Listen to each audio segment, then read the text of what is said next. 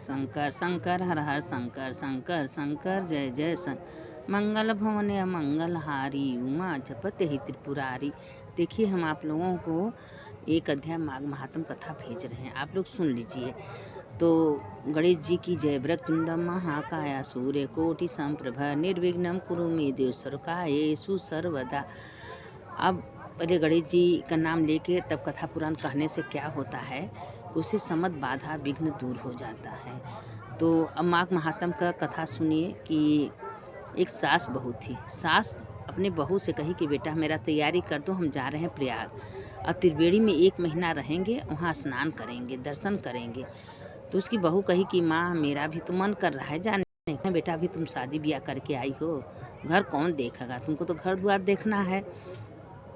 तो वो तो चली गई 1 महीना रही। और ये क्या कि 1 महीना गई तो नहीं, लेकिन घर में ही सवेरे हड़िया में जल भर लेती थी और अपना रोज स्नान करती थी, पंच देवता का पूजा करती थी। अब पंच देवता में कौन कौन देवता से, जैसे गणेश जी का, विष्णु का, शंकर का, दुर्गा का, सूर्य का, पंच देवता का पूजन करती थी।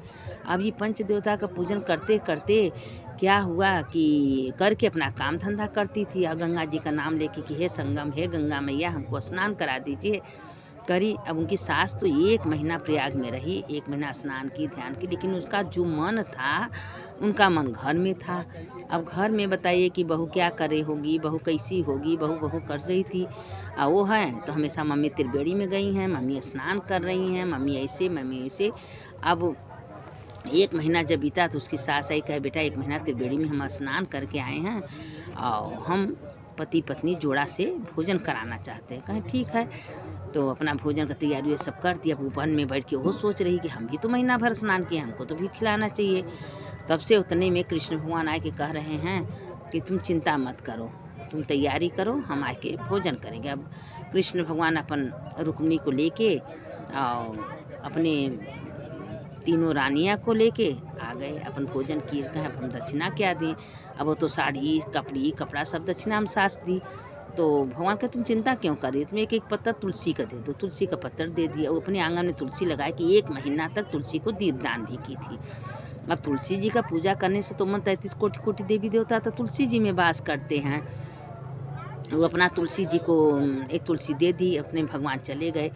अब उस जब चले गए तो उसके घर में खूब मज़े का अन्न धन सोना चांदी सब कुछ भर गया। तो बूढ़ा कहीं क्या हो गया, कहे माँ आप गई त्रिवेणी, हम भी त्रिवेणी में माँ गंगा का 1 महीना स्नान किए हैं, दीपदान किए हैं और आप भोजन कराई हैं। हम सोचे तो हम देखें कृष्ण भगवान। कहें बहू तुम तो इतनी भाग्यशाली, तुम्हारे पास कृष्ण भगवान स्वयं रुक्मिणी को लेके आए और तुम घर में नहाते हुए भी भगवान को प्राप्त हुए। तो कहें माँ मेरा मन आप में था, भगवान स्वयं हमको दर्शन दिए। कहें बहू बताइए हम वहाँ गए, भगवान का दर्शन नहीं पाए, तुम घर में बैठी बैठी भगवान का दर्शन पा गई, तुम्हारे जैसे भाग्यशाली कौन होगा। तो जैसे भगवान कृष्ण भगवान उसको पत्नी को उसके बहू को दिए सब कुछ, ऐसे सुनने वाले सुनाने वाले को सबको, तो जिस कथा कहानी को सुनता है उसके घर में सुख शांति समृद्धि रहती है।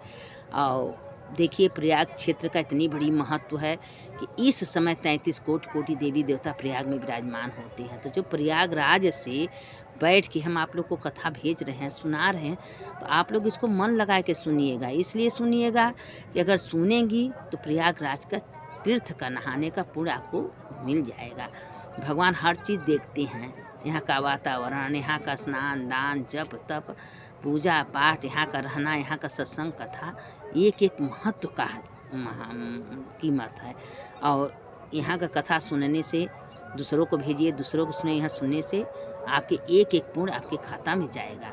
यह मामूली बात स्थान नहीं है। इसीलिए तो 12 महीना में 1 महीना प्रयाग क्षेत्र नगरी कही गई है। इसलिए प्रयाग क्षेत्र में 1 महीने का रहना, इतने बुढ़िया वृद्धा आज अपना घर द्वार छोड़ के जाड़ा में पाला में 1 महीना स्नान कर रही हैं, दान कर रही हैं, पूजा कर रही हैं। 1 कुंतल 2 कुंतल चावल धन क्या व्यर्थ जाएगा। इसका फल तो आज न तो जन्मों जन्मों में मिलता है। एक कर्म व्यर्थ नहीं जाने वाला है। कोई थोड़ा सा भी कर रहा है तो उसका कर्म जन्मों जन्मों से उसको पुण्य मिलता है। इसीलिए हम आप लोगों से कहते हैं कि जितना हो सके उतना अच्छा कर्म करना चाहिए। और अगर आप लोग को सामर्थ्य है, शक्ति है, अगर भगवान बुलाएं तो 1 दिन ब दिन आए के नहा लीजिए, अपना जो हो सके कर लो, नहीं बुलाएं तो घर में ही बैठे उनका याद करिए, नाम लीजिए, सुनने वाले की जय सुनाने। अब देखिए, अब माघ महात्म का कथा सुनिए। अब कुंडल विकुंडल के बारे में कल हम बोले थे कि कुंडल विकुंडल के जन्म का क्या लीला है। अब वशिष्ठ जी बोले, जिस प्रकार एक समय कार्तिवीर के प्रसन्न करने पर दत्तात्रेय जी वर्ण किया था कि हे निपसत्यम, अब हम उसी माघ महाशय को तुम्हारे प्रति वर्ण करते हैं। साक्षात नारायण स्वरूप दत्तात्रेय महाराज जब महापर्वत के ऊपर निवास करते थे, वहाँ महिष्मती नगरी में राजा उससे जाकर प्रश्न किया। सहस्त्र अर्जुन बोले, हे महाभगवान, आपका योगिनी मैं श्रेष्ठ, मैंने संपूर्ण धर्मों का वर्ण किया। अब सुबह माघ स्नान का फल वर्ण कीजिए। देखिए, माघ स्नान का फल बता रहे हैं कि इसका वर्ण क्या है। दत्तात्रेय जी बोले, हे निपसातुल, इस प्रश्न का शुभ उत्तर श्रवण करो। प्रथम ब्रह्मा जी ने महात्मा नारद के प्रति वर्ण किया था कि माघ स्नान प्रभुत फल वर्ण करता है। इस भारतवर्ष में विशेष करके कर्म भूमि माघ स्नान, देखिए कर्म भूमि का कितना बड़ा महत्व है। यहाँ के कर्म भूमि जो यहाँ का स्थान है, इसका स्थान का बहुत बड़ा महत्व है। इसीलिए लोग कहते हैं कि प्रयाग क्षेत्र में जाना, वहाँ रहना, वहाँ का स्नान ध्यान करना कर्म भूमि है। तो दत्तात्रेय जी बोले, हे राजन, इस माघ महाशय के संबंध में तुमसे प्राचीन इतिहास कहता हूँ, सुनो। पहले सतयुग के समय अतिश्रेष्ठ नैमिष नगर के कुबेर के समान धनंजय हिमकुंड नाम का एक वैश्य रहता था। कुलीन और शुभ कर्मों का करने वाला था। वह वैश्य ने अनेक प्रकार के उपाय रचकर 8 करोड़ सुवर्ण असरफियाँ उपार्जन करी थी।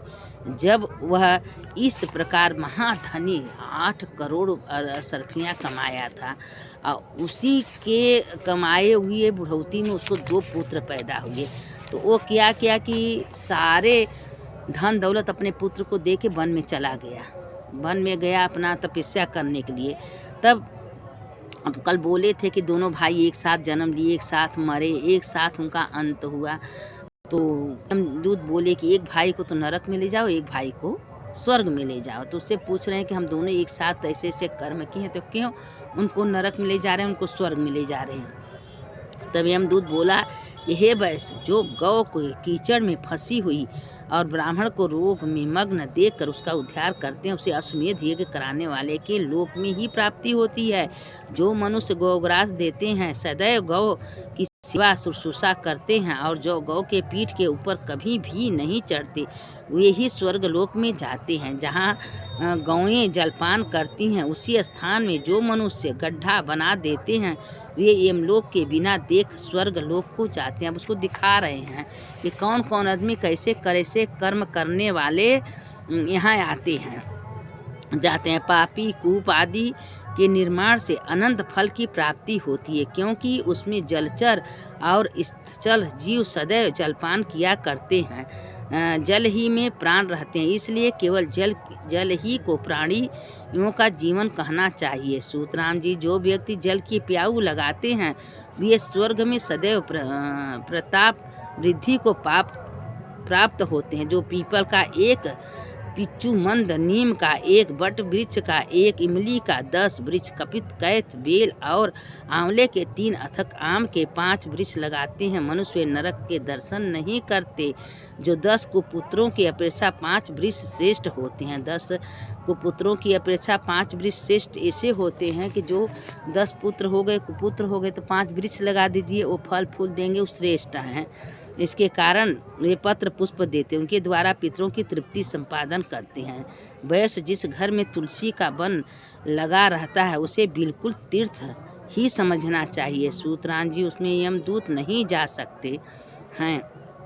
जो व्यक्ति तुलसी का आरोपण करते हैं, ये मनुष्य उतने ही सहस्त्र वर्ष प्रयत्न स्वर्ग में निवास करते हैं। जितने की दल और बीज होते हैं, उसी तुलसी गंध का आह्वान करते हैं। जो तुलसी का वृक्ष पेड़ लगाते हैं घर में, उनके 10 कुल पितर तृप्त होते हैं, पितरों का चित्त संतुष्ट हो जाता है। अतएव गरुण ध्वज के ऊपर आरूढ़ होकर चक्र पाणी विष्णु भगवान के भवन में निवास करते हैं। पूजा करने से जिस उत्तम फल की प्राप्ति होती है वही मणि, सुनर, पुष्प और मोती का दान करने से उसके पुष्पोच्चार की प्राप्ति होती है। आम के सहस्त्र और पीपल के 100 वृक्ष लगाने से जो फल मिलता है वह फल तुलसी का 1 वृक्ष लगाने से प्राप्त होता है। देखिए, ये सब वृक्ष आप नहीं लगा सकती हैं तो तुलसी का 1 वृक्ष लगाइए, उसको सींचिए, पूजा करिए, उतने फल आपको मिलेगा।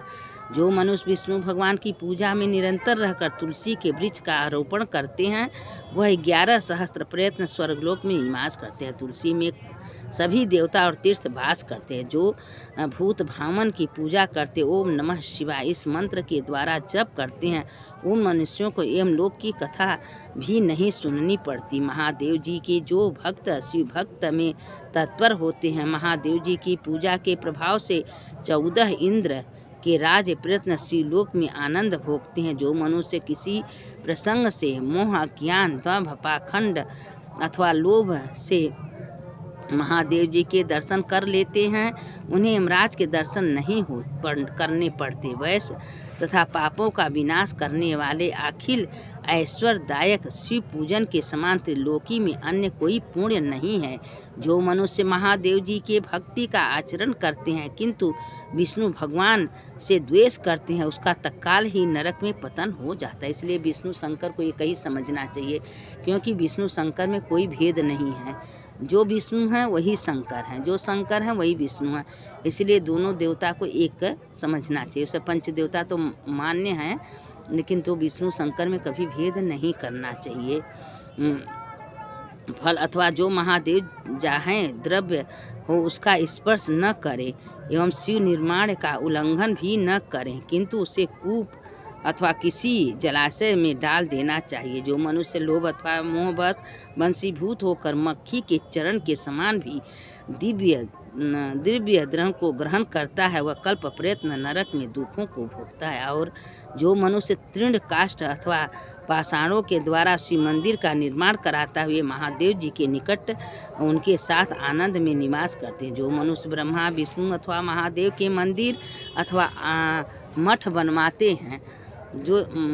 बनवाते हैं उनको ये चिरकाल तक प्रयत्न उन्हीं के लोक में निवास करते। जो मनुष्य मार्ग में धर्मशाला, मठ, गौशाला, विश्राम धाम, सन्यासियों के स्थान अथवा दीन दुखियों की कुटी, ब्रह्मशाला अथवा ब्राह्मणों के भवन का निर्माण करते हैं वे वैश्यराज वे लोक इंद्रलोक में निवास करते हैं और उनके जीवदार करने से उसमें द्विगुण फल की प्राप्ति होती। जो वैश्य जो अतिथि मध्याह्न समय आकर उपस्थित हुआ वह मूर्ख या पंडित वेद पाठी हो अथवा पतित, परंतु उसे ब्रह्मतुल्य जानना चाहिए। मार्ग में थके हुए ब्राह्मण अथवा अन्य सुरत व्यक्ति को जो मनुष्य अन्य फल जल प्रदान करते हुए स्वर्गवासी होते हैं। अतिथि के समान बंधु धर्म हितकारी अन्य कोई नहीं है, वैसे अतिथियों में प्राप्त होते हैं। हे राजन, जो लोग ब्रह्मलोक में पहुंचकर अब तक उनका पतन नहीं हुआ वह वैश्यग्रस्त जन्म भर में प्रसाद से ही अतिथि के भोजन करा देते हैं, उसके यमराज के दर्शन नहीं होते। जो व्यक्ति दीप्यमान विमानों में बैठकर अमृतपान करते हैं, जो मनुष्य अन्नदान करते हैं उसे शीघ्र आयु और विपुल सुख संपत्ति की प्राप्ति होती है, क्योंकि सब मनुष्यों के प्राण अन्न ही है, इसलिए अन्न का बहुत बड़ा महत्व है। इसीलिए कहते हैं जो अन्न का दान लाता है, जो देता है, जो दूसरे को खिलाता है, उसका कितना बड़ा महत्व है। अन्न दान करने को विद्वानों को प्राणदाता कहा गया है। जब केसरी ध्वज राजा स्वर्ग से निर्पित होने लगा वह वैश्य देव करुणा करके कहा, राजन, यदि कर्म भूमि मत्र लोक में जाकर फिर तुम स्वर्ग प्राप्ति की इच्छा करो तो अन्न का दान अवश्य करना, क्योंकि अन्न से बढ़कर कुछ नहीं। देखिए, अन्न जल का बहुत बड़ा महत्व होता है। धर्मराज के मुख से सुना था, अति अन्न दान के समान अन्य कोई दान नहीं है, ऐसा मैंने सुना था। जो मनुष्य ग्रीष्म ऋतु में जल, हेमंत ऋतु में अग्नि और सब काल में अन्न दान करते उन्हें नरक यातना भोगनी नहीं पड़ती। जो लोग वेद माता गायत्री का नित्य ही जप करते हैं अथवा अन्य किसी वैदिक मंत्र का जाप करते उन्हें पातकों से लिप्त नहीं होते। जो प्रातः समय स्नान करके बड़े बड़े पापाचारी भी पवित्र हो जाते हैं। जो मनुष्य देखिए सवेरे का स्नान बहुत बड़ा महत्व है। जो सवेरे उठ के स्नान करते हैं, दान करते हैं, उनका तो चित्रगुप्त भी लेखा जोखा नहीं कर सकते। स्नान के बिना जो भोजन कर लेते हैं उनको सदा मल खाने के बराबर। जो बिना स्नान किए, कितना लोग हैं बिना स्नान किए सवेरे सवेरे उठ के खा लेते हैं, उसमें देखिए वर्णन किया है कि वो मल खाने के समान है। अब सवेरे स्नान करके ही खाना चाहिए, नहीं तो विष्ठा खाने का दोष लगता है। उसके पितृ देव निराश होते हैं। स्वर्ण गौ और महादान करने से भी कुंडल स्वर्ग लोक से लौटना नहीं होता। ये देखिए जो कुंडल है ना, उनको ही सब दिखा रहे हैं, बता रहे हैं कि कुंडल कौन कौन सा ऐसा दान से लोग स्वर्ग जाते हैं, कौन दान से नरक जाते हैं, किस दान से वापस नहीं आते हैं, किस दान से वापस आते, तो ही कुंडल को बता रहे हैं। अब उनको पूरा घुमा के कुल नरक दिखा रहे हैं। और जो उनके छोटे भाई उनको नरक में डाल दिए हैं, तो वही पूछ रहे हैं कि हम लोग साथ में ही पाप कर्म किए, जन्म हुआ आखिर क्यों, तो वही सब उनको बता रहे हैं कि कौन कौन कर्म करने से क्या क्या फल मिलता है। अब इसके आगे कथा हम आप लोगों को कल डालेंगे, इसलिए जितना डालते हैं उतना सुनिए। प्रयाग क्षेत्र में एक अक्षर सुनने का इतना बड़ा महत्व होता है कि उसका चित्रगुप्त भी वर्णन नहीं कर सकते। इसीलिए हम सोचते हैं कि भाई हम तो चाहते तो पढ़ लें अपने से, लेकिन हम सोचते हैं इसका पुण्य सबके खाते में जाए और सब लोग सुनिए, दूसरों को भेजिए, दूसरों को सुनाइए, पुण्य की भागी बनिए। क्योंकि थोड़ा सा पुण्य बहुत ज़्यादा होता है। माघ महीने का तो पुण्य का चित्रगुप्त भी लेखा जोखा नहीं कर सकते। सुनने वाले की जय, सुनाने वाले की जय। शंकर शंकर हर हर शंकर, शंकर शंकर जय जय शंकर। मंगल भवन अमंगल हारी, उमा जपत यही त्रिपुरारी। हर हर महादेव शंभो, काशी विश्वनाथ गंगे, माता पार्वती संगे। सुनने वाले की जय हो, सुनाने वाले की जय हो।